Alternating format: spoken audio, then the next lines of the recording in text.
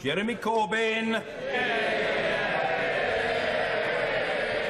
Thank you, Mr. Speaker. Mr. Speaker, could I take this opportunity of welcoming Nisa Constance McGinn and hope that the evidently effective crash course in midwifery undertaken by my honourable friend, the member for St Helens North, isn't a sign to the government that we believe in downgrading midwifery training.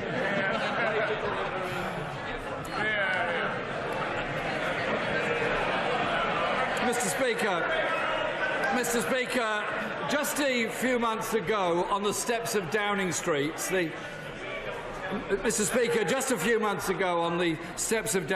the Prime Minister promised to stand up for families who are just managing to get by. However, we now know that these were just empty words, as this government plans to cut work allowances for exactly those families who are just getting by. Isn't it the case that her cuts to universal credit will actually leave millions worse off? Yes. Well, first of all, can I congratulate the right honourable gentleman on the birth, I understand, of his granddaughter? No, I'm sorry, in that case I'm completely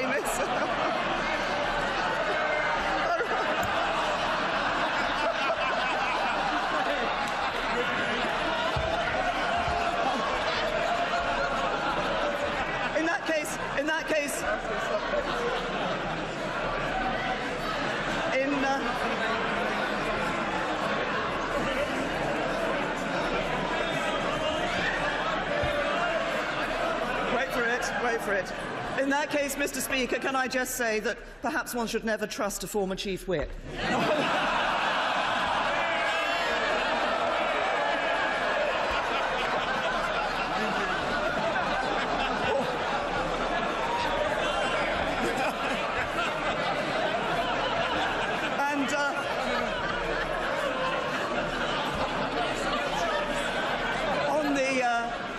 On the point that the right honourable gentleman has raised in relation to universal credit, the introduction of universal credit was an important reform that was brought about in our welfare system. It's a simpler system so that people can see it much more easily where they stand in relation to benefits. And crucially, the point about universal credit is making sure that work always pays. As people earn more, as people work more, they earn more. It's right that we don't want to see people just being written off to a life on benefits, that actually we're encouraging people to get into the workplace. Mr. Speaker, it's a bit unfair to blame a former Chief Whip for some little bit of confusion. Very ungallant. Can't we just admire the member for St Helens North on his work? Mr. Speaker,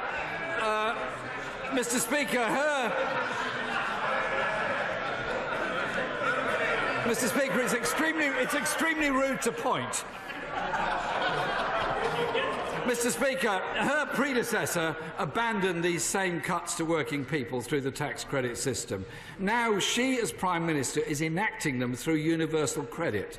The Centre for Social Justice says these cuts will leave 3 million families £1,000 per year worse off. Why is the Prime Minister slipping the same cuts in through the back door? Well, I have to say to the right honourable gentleman, at least my former Chief Whip has got a job. Can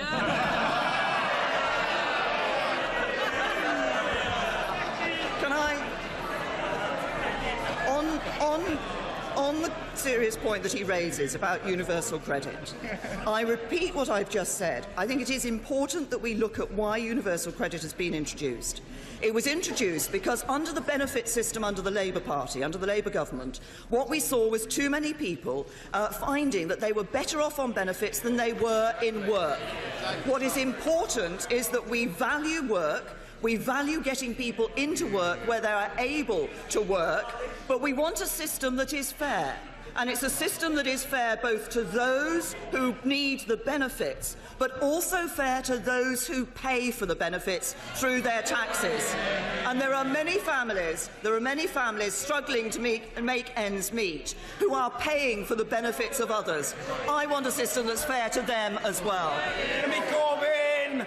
This week, Mr. Speaker, Oxford University studies found that there's a direct link between rising levels of benefit sanctions and rising demand for food banks. 1 million people accessed a food bank last year to receive a food parcel. Only 40,000 did so in 2010. I welcome the government's promise to review the work capability assessment for disabled people, but will she further commit to reviewing the whole punitive sanctions regime?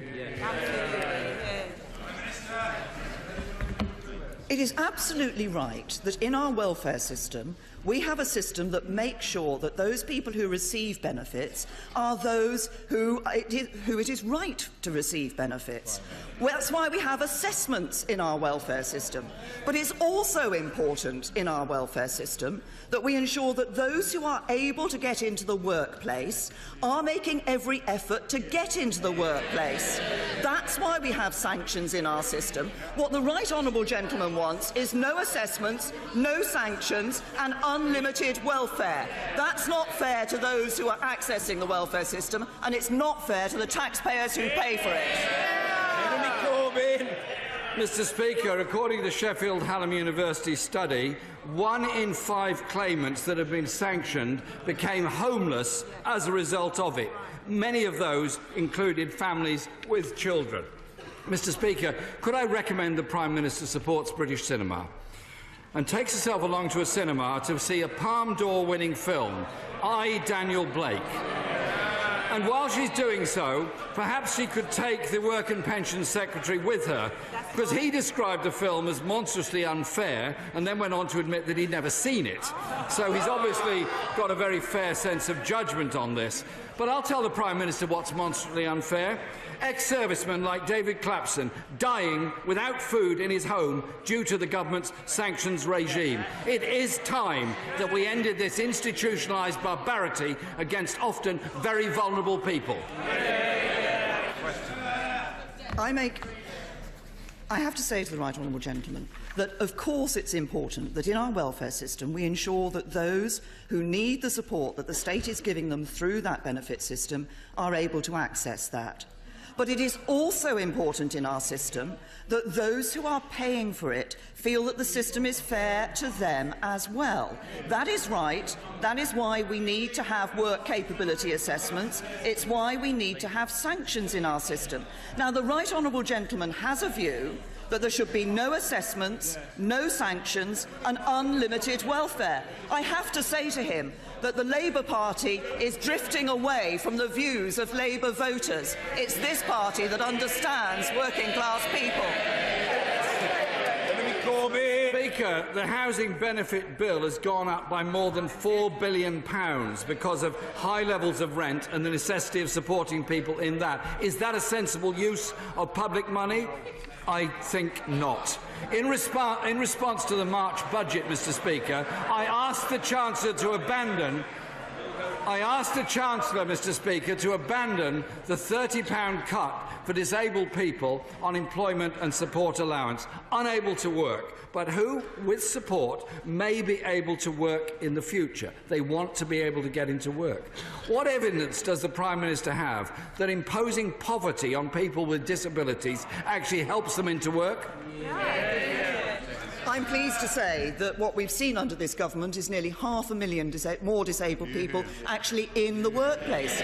My right honourable friend, the Secretary of State for Work and Pensions, has launched a green paper on work which is starting to look at how we can continue to provide and increase support for those who are disabled who want to get in the workplace. But he started his question by asking me about the increase in the money that's being spent on housing benefit. If he thinks that the amount of money being spent on housing benefit is so important, why did he oppose the changes we made to housing benefit to reduce the housing benefit bill?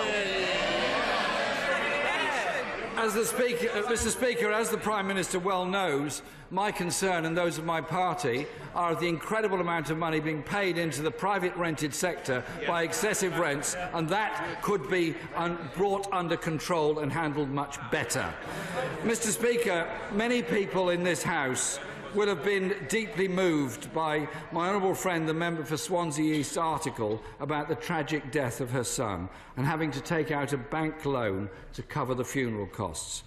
The Prime Minister may be aware that the Sunday Mirror, with the support of the Labour Party, are calling for an end to council charges for the cost of parents of laying a child to rest. It would cost £10 million a year, a very small proportion of total government expenditure, to ensure that every council could ensure that those going through the horror of laying a child to rest did not have a bill imposed upon them by the local authority to put that child to rest. I hope the Prime Minister will be able to consider this and act accordingly.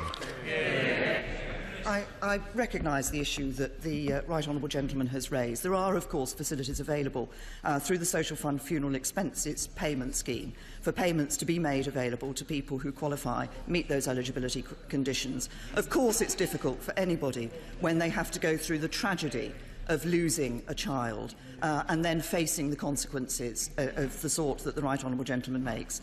We are making sure, of course, in relation to local authorities, that they now have the extra revenues available to them through business rates, other local revenues.